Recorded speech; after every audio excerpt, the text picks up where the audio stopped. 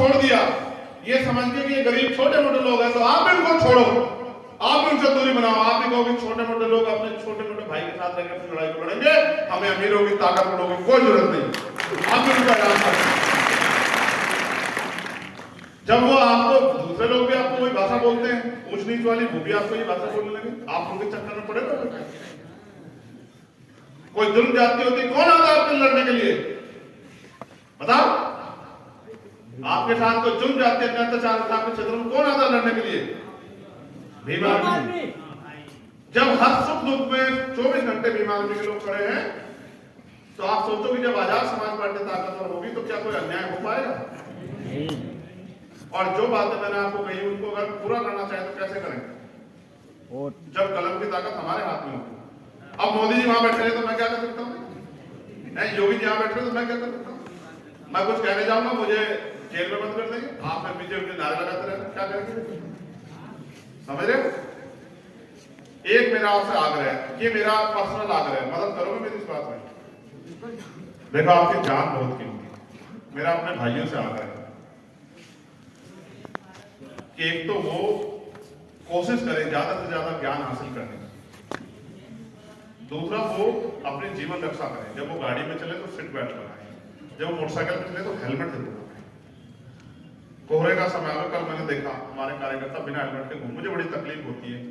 जिस माँ ने आपको 9 महीने पेट में रख के जन्म दिया है उसको बड़ी तकलीफ होगी अगर आपको कोई चोट लगे।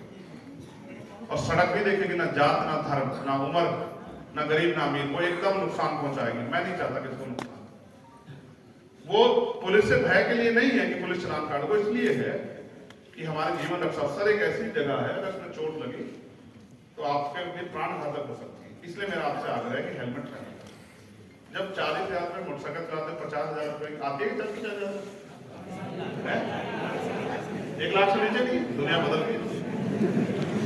हमें तो जब हम लेते थे 50-52 रुपए की थी, 60,000 रुपए की होगी।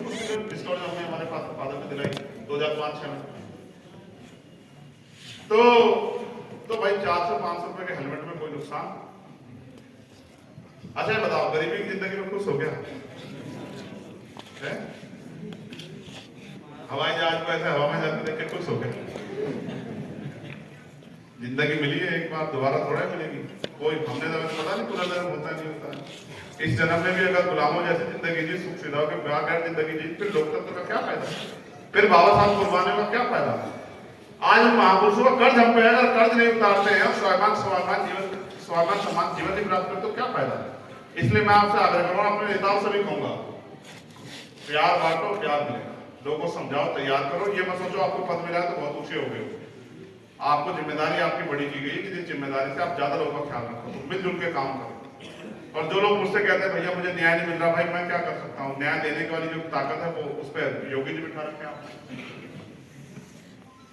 अपने आप में मेरे अपने आप में मेरा विधायक भी जिता के नहीं भेजा, मैं क्या करूँ भाई? मेरी तो आवाज सुनने भी वाला कोई वहां है। तो इसलिए मैं आपसे आग्रह करूंगा कि आप अपनी जिम्मेदारी को अदा करें। बताओ, मदद कराओगे नहीं कराओगे? हाथ उठा के बताओ। जो एक हाथ उठाएगा माना जाएगा कि वो ना मदद कराने वाला, जो दोनों हाथ उठाएगा उसी की मानी जाएगी। जो दोनों हाथ ऐसे लंबे करके उठाएगा उसी की मानी जाएगी।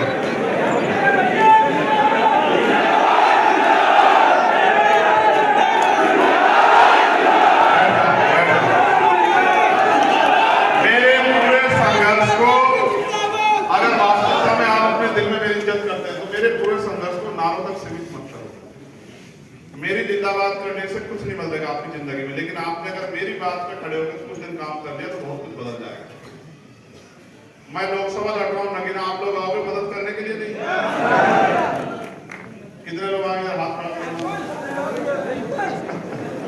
तब सारे लोग आ जाओगे तो फिर तो वहां खराब हो जाएगा चुनाव।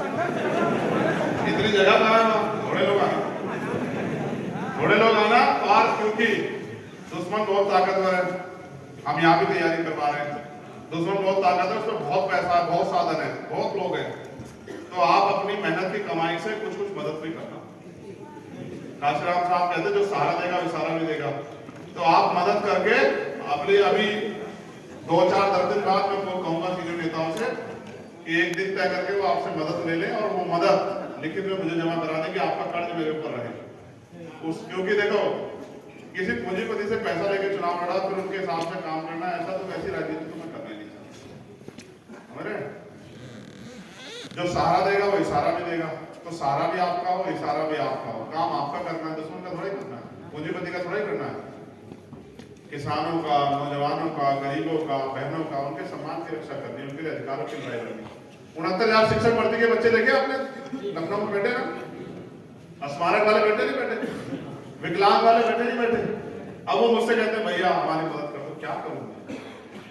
आज मैं दूसरी तरफ उन पे इतने बड़े प्रचारक है, मैं आपके अकेला व्यक्ति हूँ, तो मुझे उनका भी सामना करना है, अपनी राजनीतिक ताकत बनाने। लोग मजाक उड़ाते हैं भाई चंद्रशेखर से भाई जमानत जब्त हुआ व्यक्ति पर, मैं कहता हूँ भाई चलो हमारा पहला चुनाव तो जमानत जब्त होगी, तो भाई अब कोशिश करेंगे कि हम दूसरों की जमानत जब्त करें। भाई जमानत भी तो उसकी जब्त होगी जो लड़ेगा, और जो लड़ेगा उसकी क्या हो जाएगी? मैं आपको विश्वास से कहता हूँ बहुत मेहनत की हम लोगों ने नगीना, अभी तक हम लोग नगीना में बहुत आगे चल रहे हैं, और बाकी लोग हमारे पीछे पीछे चल रहे हैं, और इतने पीछे पीछे चल रहे हैं कि हम दिल्ली भी पहुंच जाएंगे, वो नगीना भी पार नहीं कर पाएंगे। ठीक है, मगर उसमें आपके सहयोग की जरूरत पड़ेगी, जिन पे समय हो। मैं आपको वहां रहने की जगह नहीं दे सकता, माफी चाहते बता रहा हूँ, क्योंकि मेरे पास बहुत कोई उद्योग नहीं है, बहुत कोई जगह नहीं है। मैं आपके लिए खाने की बहुत ज्यादा व्यवस्था नहीं कर सकता। आप अपनी हिम्मत से आना, जो लोग आप इस निष्ठा के साथ आना कि हमें अपने भाई की मदद करें। और मैं अपनी बहनों से कहूंगा खूब पढ़ाई करो, जब तक आपका भाई है तब तक अपने सपनों को कमजोर मत पड़ने दो, डरो मत, बिल्कुल मत डरो। भारतीय संविधान हमें डरने के लिए नहीं कहता, बिल्कुल मत डरो, हिम्मत से रहो। और ये मत घबराओ कि किसी के आंधी तूफान चल रहा है, ये सारे आंधी तूफानों के रुख मोड़ देंगे, एक बार खड़े तो होने दो। अभी तो अंगड़ाई नहीं ली, आप समझो ना, अभी से चुप रहे दो। बताओ गोली क्यों मारनी पड़ी? आप बताओ, मैं किसी को बुरा कहता हूँ कि मुझे गोली मारनी पड़े? है उनको ये बताया कि अगर ये गरीब का बेटा खड़ा हो गया तो गरीब अंगड़ाई लेके खड़े हो जाए, और अगर गरीब अंगड़ाई लेके खड़े हो गए, जाति भी नहीं मानता है तो इस पर आप जाति का आरोप भी लगा सकते हैं। ये बहुजन आंदोलन की बात करता है, ये काशीराम जी का चेला है, तो ये तुम्हारे ये दुकानदारी बंद कर देगा, ये डर उनको है। अगर मैं जातिवादी होता या अपने निजी से, अच्छा आप बताओ, यहाँ सीनियर लोग बैठे मैं देख रहा हूँ, ईमानदार से बताओ, क्या इस देश में एमपी एमएलए बनने के लिए मेरे जैसे व्यक्ति को कोई समस्या हो सकती है क्या? नहीं, बिल्कुल नहीं। किसी भी पार्टी जाके बन जाता। ये आंदोलन अगर महापुरुषों का आंदोलन चलाना होता, काशीराम साहब ने कहा मुर्दा लोग मिशन नहीं चलाते, जिंदा लोग, अगर इस आंदोलन को की चिंता ना होती और अब एमपी एमएलए बनना हो तो बहुत अवसर थे। अब तो इसलिए लड़ाई को आगे बढ़ाना चाहता हूँ क्योंकि देखता हूँ कि लोकसभा में आपकी कोई बात नहीं करती। लोकसभा उत्तरदायी है, आंसरेबल है। जो बात आप वहां पूछोगे उसका जवाब देना पड़ेगा। आप सड़कों पूछते रहो, कोई जवाब नहीं देगा। इसलिए बाबा साहब की जो उंगली है उस बात को अब आगे बढ़ाने का प्रयास कर रहा हूं। वो कहते हैं संसद की तरफ पूछो, तो पहले मैं जाऊंगा, फिर आपके लिए रास्ता बनाऊंगा कि आप भी मेरे पीछे पीछे आ जाओ। है एक दिन हम इतनी संख्या में वहां हो जाएंगे, मैं तो नहीं निकल के आने वाला वहां से बाहर। समझ रहे हो? ना ना ना, इस काम के लिए मैं राजनीति नहीं कि मैं वहां से बाहर बैठ के आगे देखूं। तो फिर मैं रास्ते बनाऊंगा कि गरीब के बेटे और आगे आ जाएंगे, और एक दिन हम इतने बहुसंख्यक हो जाएं कि इस देश में फैसले करने की ताकत हमारे हाथ में। बस उस दिन का इंतजार करो। उत्तर प्रदेश एक ऐसी धरती है जो तय कर देगी दिल्ली में क्या होगा। समझ रहे हो? जिस दिन उत्तर प्रदेश आपने तैयार कर लिया तो दिल्ली उस दिन तैयार हो जाएगी। लेकिन पहले उत्तर प्रदेश तैयार करने के लिए आपको अपने विधानसभाओं में, सेक्टर पे, बूथ पे अपनी कमेटियों को निर्माण करना पड़ेगा। हर बूथ पे मजबूत साथी तैयार करने और ईमानदारी से अपने आप जिम्मेदारी लेनी पड़ेगी। दूसरों की सोचो, ये भी मत सोचो कि वो नहीं कर रहा मैं क्यों करूं, उसका काम थोड़ा ही है। तो जिसकी समझ में आ गया उसका काम। देखो बाबा साहब कहां पैदा हुए, ज्योतिबा फुले कहां पैदा हुए, काशीराम साहब कहां पैदा हुए।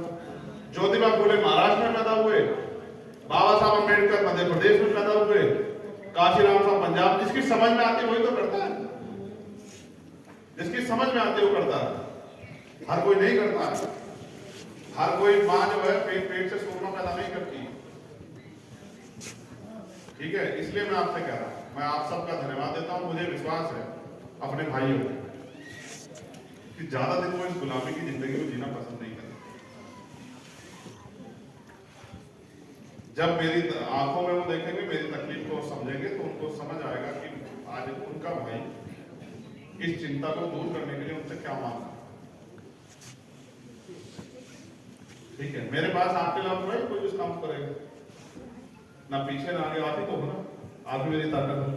अगर आप ही हिम्मत नहीं दोगे तो कैसे लड़ी जाएगी लड़ाई कि भाई आपकी बात बोले पेट में लगी तो हो सकता है आपके बात सर में लगे। कोई तरीका नहीं है ना, बताओ क्या तरीका। अब यहाँ जो भीड़ बैठी है सब लोग हमारे हैं, इस बात की कोई गारंटी है क्या? किसी को चेकिंग हुई है क्या? तो विरोधी तो हमें रोकने के लिए मरवा सकता है। लेकिन मेरा ये मानना कि ना मैं इस जन्म की चिंता करता हूँ ना जीवन की चिंता करता हूँ। जब तक मेरे अंदर जीवन है मैं लोहे के पिंजरे बंद नहीं हूँ, लड़ाई करूँ, मुझे फर्क नहीं पड़ता जान कल के जैसे आती। डर के दिया तो फिर आजाद कैसे? आप बताओ, डर के नहीं देंगे, डट के देंगे और तब तक लड़ते रहेंगे जब तक इस देश में कमजोर वर्गों को वो स्वाभिमान सम्मान की जिंदगी नहीं मिलती और सब लोग बराबर हैं। बहुत बहुत धन्यवाद। जय हिंद।